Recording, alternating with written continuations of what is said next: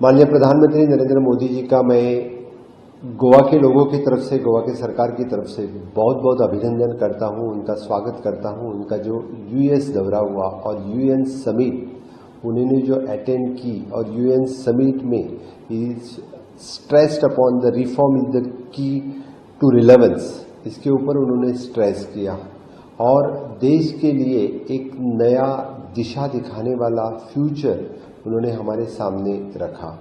जिस तरह से उनकी वहाँ पे एग्रीमेंट्स रहे, उनकी मीटिंग्स रही, उन्होंने डिफरेंट प्रोग्राम्स अटेंड किए, प्रोग्राम एड्रेस किए, इन सभी ने उन्होंने देश के लिए एक new futures in semiconductor, cultural properties, cancer free futures और क्वाड क्लीन एनर्जी, इसके बारे में जो एग्रीमेंट साइन हुआ है, मैं सही में आगे आने वाले विकसित भारत 2047 में देश के लिए इस सभी सेक्टर में, specially in the cancer free India करने के लिए ये सब कुछ मैं उनका बहुत बहुत स्वागत करता हूं और देश के लिए उपयोगी आने वाली सभी चीज में उन्होंने एग्रीमेंट साइन किए हैं। माननीय प्रधानमंत्री नरेंद्र मोदी जी ने इस मीटिंग के दौरान न्यूयॉर्क में जो इंडियन डायस्पोरा है, सभी भारतीय हैं, उनके साथ में मीटिंग ली।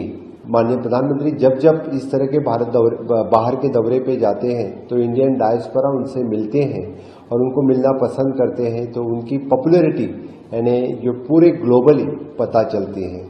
हमेशा की तरह उन्होंने इंडियन स्टोरी और इंडिया फर्स्ट इसके बारे में उनसे बात किया और वसुधैव कुटुंबकम, वन नेशन वन अर्थ, इसके ऊपर भी उनके साथ चर्चा रही। इससे पता चलता है कि जो अपने इंडियंस हैं जो ग्लोबली इस तरह के डिफरेंट फील्ड में जो आगे आ रहे हैं, उनको भी उन्होंने कॉन्ग्रेचुलेट किया, उनके लिए बूस्ट किया, ये बहुत बड़ी बात है। माननीय प्रधानमंत्री नरेंद्र मोदी जी ने इस बार डिजिटल पेमेंट इंफ्रास्ट्रक्चर की बात इस फोरम में की।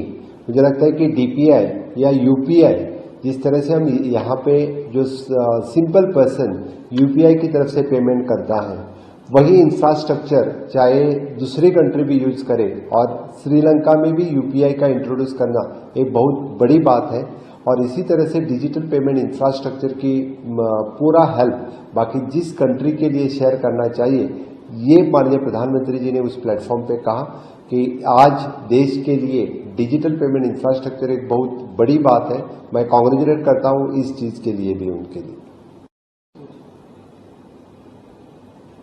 आज इस भारत देश में आत्मनिर्भर भारत बनाने के लिए माननीय प्रधानमंत्री Narendra Modi ji PM flagship programme, हर घर नल से जल हो, हर घर आवास हो, हर घर इंश्योरेंस हो, हर घर बिजली हो, इस तरह की योजनाएं माननीय प्रधानमंत्री नरेंद्र मोदी जी ने पीएम आवास से लेके आयुष्मान कार्ड और इवन दो मुफ्त रेशन देना काम जो 10 साल में किया, इसी कारण यानी 25 करोड़ लोग गरीबी रेखा से ऊपर आए। This is a big achievement in the 10 year of the Modi ji's government. This is a big story at a global level. और इसी कारण माननीय मोदी जी को सभी globally as a global leader आज एक्सेप्ट कर रहे हैं। इतने बड़े देश का नेतृत्व करते हुए यानी उन्होंने Antyodaya, the last person in the community, इसके बारे में भी सोचा। क्लीन इंडिया से लेके फिट इंडिया तक इस तरह के मिशन देश में जो चलाए, इसीलिए माननीय मोदी जी का नेतृत्व पूरे देश में आज मान्य कर रहे हैं, इसलिए मैं उनका बहुत बहुत अभिनंदन करता हूं।